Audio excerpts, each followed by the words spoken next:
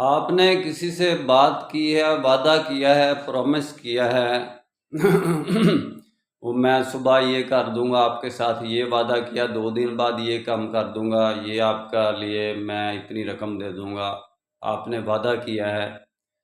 تو وعدہ میں اگر آپ انشاءاللہ لگا دیتے ہیں تو اس میں وعدہ بھی رہتا ہے، لیکن وعدہ حقیقت میں ختم ہو جاتا ہے انشاءاللہ کہنے سے، اور اس کی گنجائش باقی رہ جاتی ہے کہ چاہے آپ اس وعدے کو پورا کریں، چاہے آپ اس وعدے کو پورا نہ کریں۔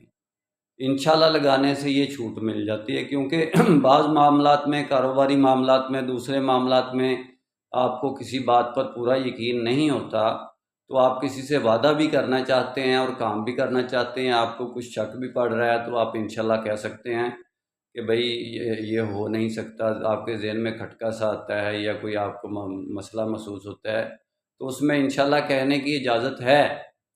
تو اگر آپ نے صریحاً کسی سے وعدہ کیا ہے اور انشاءاللہ کہا ہے تو وعدہ ٹوٹ جاتا ہے، صاف بات ہے، انشاءاللہ سے وعدہ نہیں رہتا۔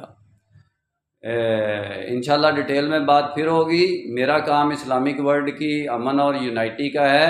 نسبت، وحدت، خدمت، خیر کے ساتھ۔ اللہ حافظ۔